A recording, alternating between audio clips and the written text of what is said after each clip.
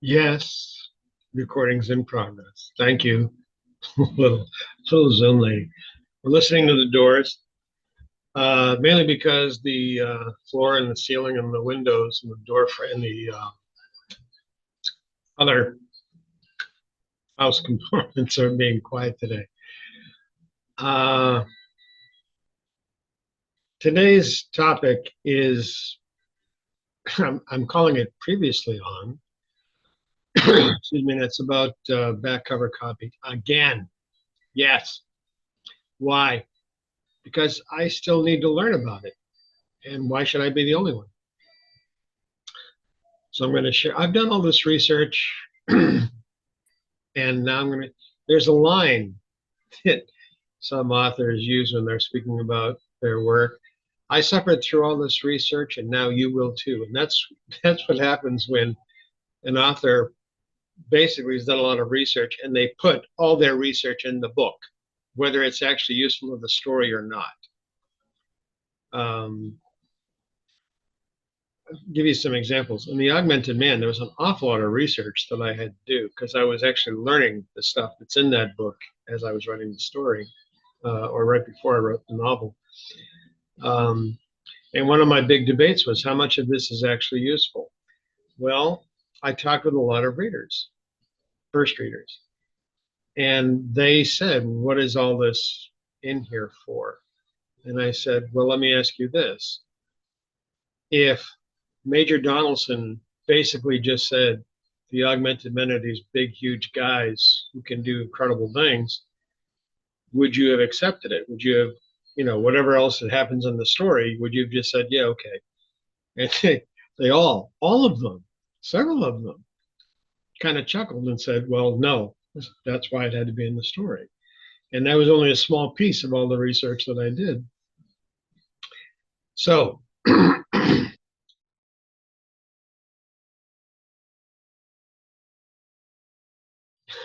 sorry, I'm doing these for my benefit, people. So this is about Previously On, more on back cover copy. And to prepare for this, I actually read or listened to Experiment 40, Blurbs, Pitches, and But Then Accept. I'm reading it. And Experiment 55, Backcover Copy and Blurbs again.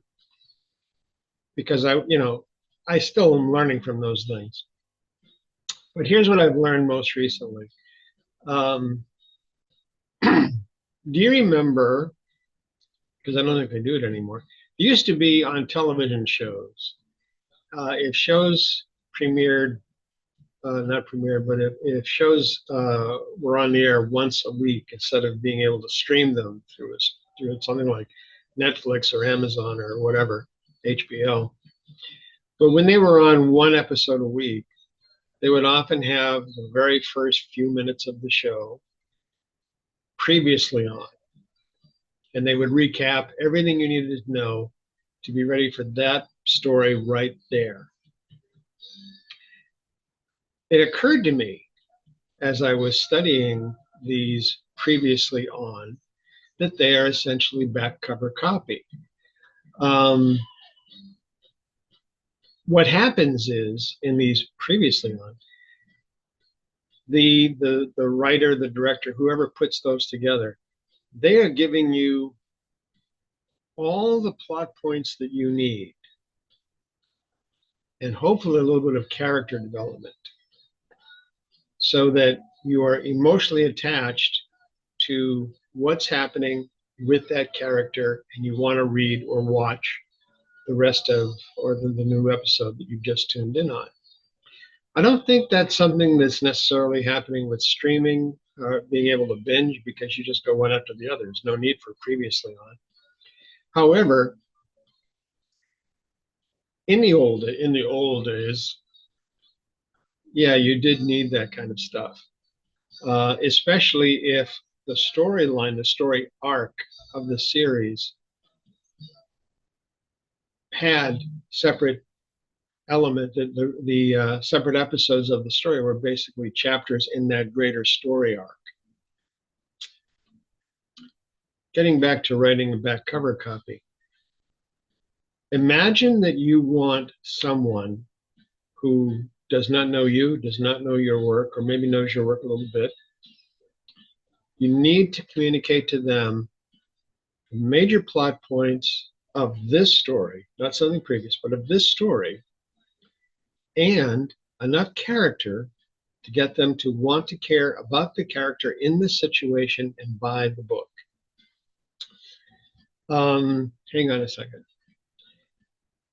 Just want to make sure, as I'm going through my notes here. What happens is you need to convince them that this is something that's going to benefit them. And of course, working what I said in experiment 40 and experiment 55 as well. Never waste anything. Always reuse it somewhere. So again, let's consider you've written this great novel. I don't question whether it's good or not. It's an amazing book. People should read it. Yes. Especially if it's mine. Okay, now, can you imagine yourself as someone who's never read your stuff? Someone who's brand new to it. Not you, the author, but someone who picks this up in a store, turns it over, or sees it on Amazon or Barnes & Noble, wherever. Okay, so it's not you. It's someone who knows nothing about you or your story or your writing. How do you convince them? How do you, as someone else in the store, maybe a friend, oh, that's a good book, let me tell you about it. What do you say? What does that friend say to you? Because remember, you are now imagining you're someone who doesn't know anything about this book or this author or this story. So what does your friend say to you so that you go, yeah, okay, this will be pretty good. And I want to share with you that this is relevant to me, hopefully you, but it's relevant to me because I'm in the process of rewriting the back cover copy, the blurbs, and the pitches on my novels because I'm getting ready to publish them on different platforms. And let me tell you, that's another experiment in writing we're going to have. Headaches all over the wrong place. But of course, I've learned from it. We hope. So back cover copy, previously on. What does the reader, not you the author, what does the reader need to know about what's happening in this book, the major plot points in this book, and character development of the protagonist, the antagonist, whatever. And of course, this goes back into pitches and blurbs we've done before, but back cover copy specifically. What is in here, plot points, the character development, that will get this reader, this magical reader that you're creating, another character you developed. Back in the marketing world, we used to call this creating a persona. We were so fancy. Be that as it may, marketers spend a lot of their time making up words for crap reasons. You know, it's kind of like it's in the cloud. Oh, you mean a data farm? Yeah, okay. Well, it's all being done on a remote server. Oh, you mean remote computer that's housing it all, right? Shock, friends, we had this back in the 60s and 70s when I was a wee lad. And I had actually dark hair in my beard because I had a beard since I was 13. I'm one of those guys. Back cover copy. Plot points. What is in this story that the reader needs to know to continue reading the story, to be interested in the story, and character development. What characters are involved in this? This is pretty much what I've said in experiment 40 and 55. I'm just restating it, saying it slightly differently. hopefully giving it another access into your mind. So be that imaginary person picking up your book in a bookstore, seeing it online. What does someone say to them to get them to go, oh wow, that's your back cover copy. Hope this has been helpful. Take care. I'm going to look for that little button. There it is. Bye-bye.